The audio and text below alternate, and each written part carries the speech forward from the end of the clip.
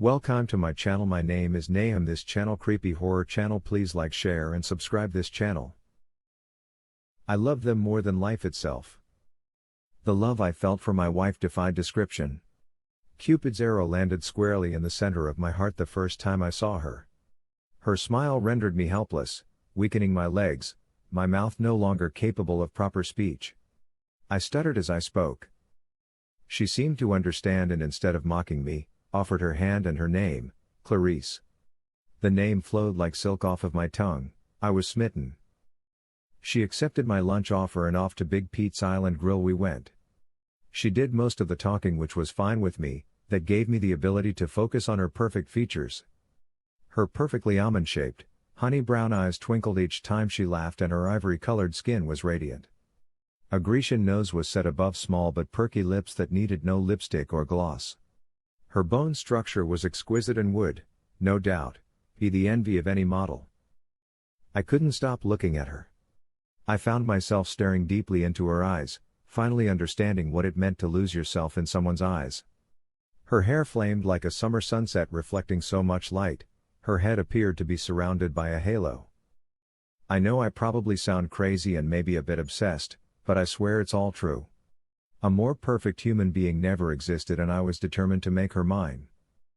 After 6 months of dating, I proposed and my heart leapt when she said yes. 3 months later, we were married, no need to prolong the inevitable. We moved into a charming little 3-bedroom house complete with a big backyard for our future children and made it our home. She was my joy. I would return home from work and she would have dinner waiting. Did I mention she was an excellent cook? Roasts so moist and tender, the meat melted in your mouth. Perfectly seasoned potatoes were whipped to a lightness only reserved for clouds. Every meal was a mouth-watering treat and I soon discovered how good food and contentment affected your waistline.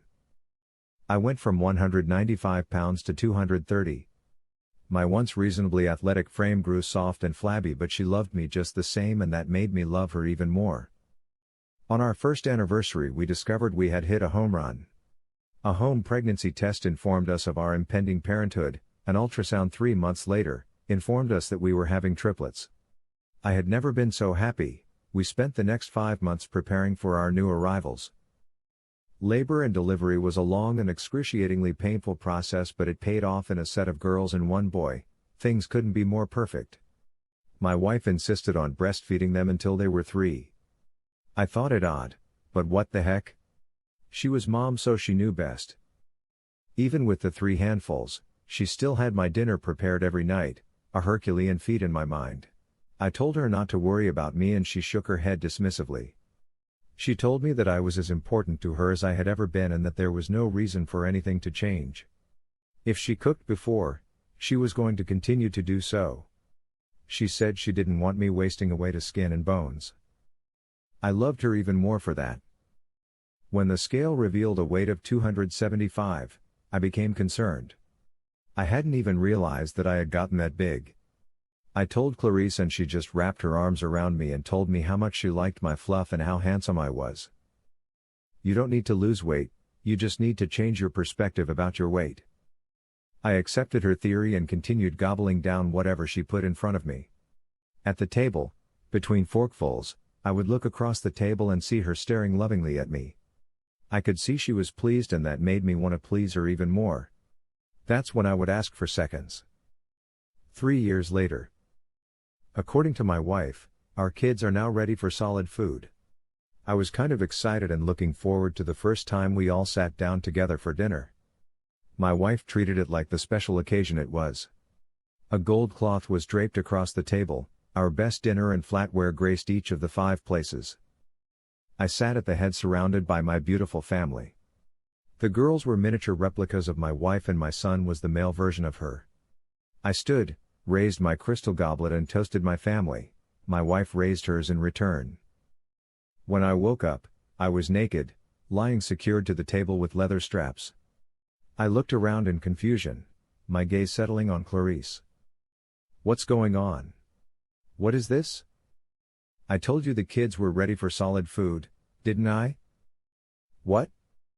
I saw my children, their eyes focused on their mother. I watched Clarice nod her head in my direction. I watched the heads of those three little innocents swivel in my direction. I couldn't quite identify their expressions, but it looked a lot like hunger. I watched as they climbed onto the table. My daughter sat on either side of me, my son, at my head. He stared into my eyes, then looked up at his mother. She uttered one word. "Eat." I watched as their baby teeth elongated and sharpened into points. Pain raced through my side as my daughters bit deep into my flesh. Blood dripped from the corners of their mouths as they chewed, savoring their first real taste of meat. My wife stood silently watching. She was salivating. I felt another piercing pain as another chunk of flesh was ripped from my body.